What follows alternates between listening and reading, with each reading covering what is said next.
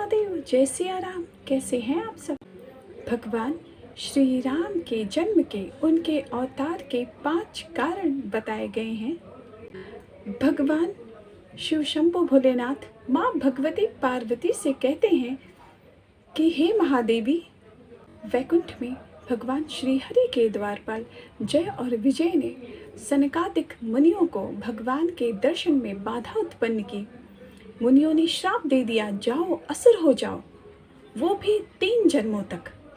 और सनकादिक मुनियों ने भगवान श्री हरि को भी बोला, भगवान आपको भी अवतार लेना पड़ेगा, आपको भी जन्म लेना पड़ेगा, इनके साथ साथ आप भी पृथ्वी पर जन्म लेंगे, तभी इनका उद्धार हो सकता है। तो पहले जन्म में हिरण्याक्ष और हिरण्यकश्यप बने जय और विजय। हिरण्याक्ष के लिए भगवान वाराह बने और हिरण्यकश्यप के लिए भगवान नरसिंह बने। दूसरे जन्म में वही जय और विजय रावण और कुंभकर्ण बने, जिसके लिए भगवान श्री राम ने अवतार लिया। तीसरे जन्म में वही जय और विजय द्वापर में शिशुपाल और दंतवक्र बने, जिसके कारण हमारे कन्हैया ने जन्म लिया। तो यही रहा भगवान श्री राम के अवतार का पहला कारण। दूसरे कारण में हमारी तुलसी मैया ने भगवान श्री हरि को श्राप दे दिया। तुलसी मैया का पिछले जन्म का नाम वृंदा था। वो असुर राज जलंधर की पत्नी थी, परम सती असुराधिप नारी। माँ वृंदा अपने पति के चरणों में निष्ठावान थी। उनके सतीत्व के कारण ही उनके पति जलंधर को कोई परास्त नहीं कर सकता था।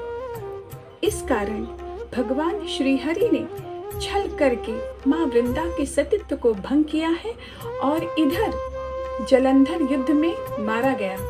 जब ये बात माँ वृंदा को पता चली तो उन्होंने श्री हरि को श्राप दे दिया, जिस प्रकार आपने छल कर कर मेरे पति को मुझसे दूर किया है, उसी प्रकार छल कर कर मेरा पति भी आपकी पत्नी को आपसे दूर कर देगा। माँ वृंदा के श्राप के कारण भगवान को श्री राम जन्म लेना पड़ा। ये था श्री राम जन्म के दूसरा कारण। श्री रामचंद्र जी के जन्म के तीसरे कारण में नारद जी ने श्राप दे दिया। नारद जी की तपस्या कामदेव जी भंग नहीं कर पाए, ये भगवान की कृपा से। परंतु नारद जी को यह अभिमान हो गया कि मुझ में इतना तेज आ गया है कि कामदेव जी मेरी तपस्या भंग नहीं कर पाए। भगवान ने सोचा, भक्त को तो अभिमान हो गया है। भगवान ने रची माया, माया का नगर, माया का राजा, माया की स्त्री विश्व मोहिनी।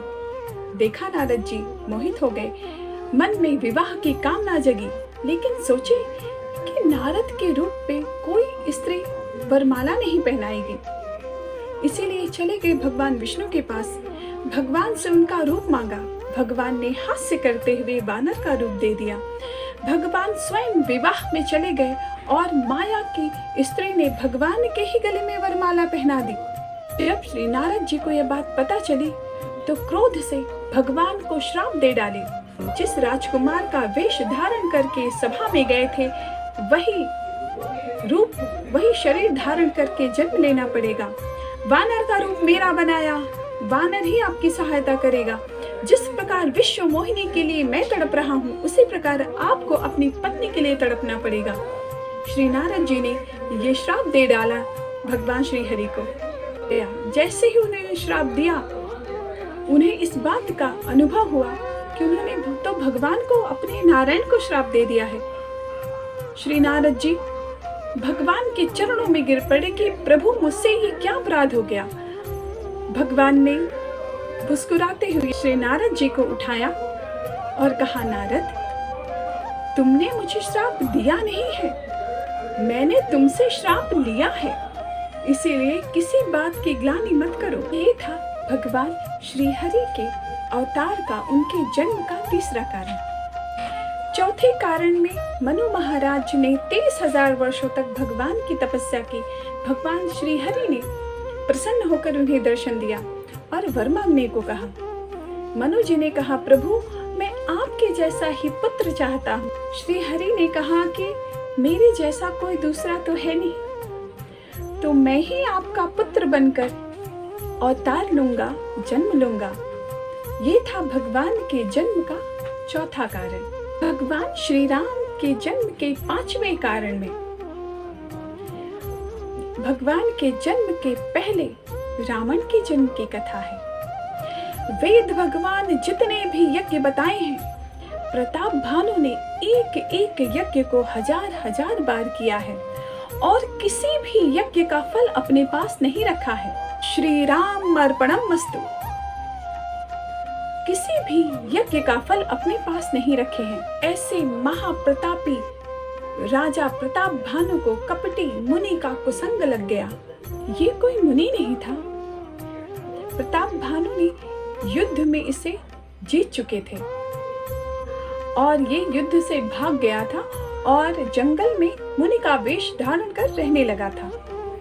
एक दिन राजा प्रताप भानु वन में शिकार खेलने गए थे।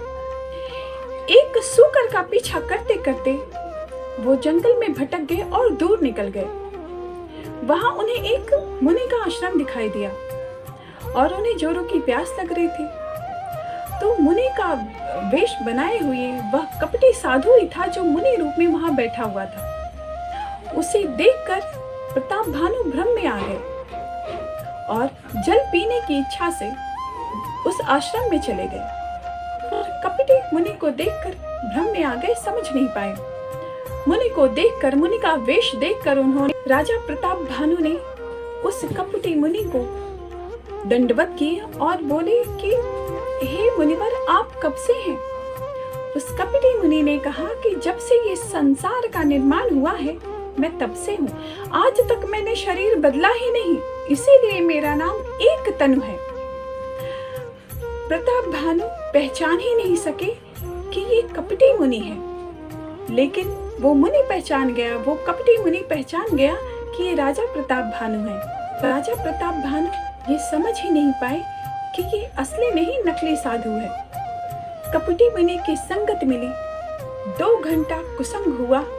इस कुसंग का ऐसा असर हुआ कि प्रताप भानु का चिंतन, उनकी मति बदल गई। प्रताप भानु ने कहा कि मुनिवर, मैं चाहता हूँ कि मैं जन्म और मृत्यु से परे हो जाऊं। पूरी पृथ्वी पर मेरा कोई शत्रु ना बचे। मैं इस पूरी पृथ्वी पर एक छत्र राज्य करूं। और कितने दिनों तक? 100 कल्पों तक। राजा प्रताप भानु ने कहा कि ये कैसे होगा?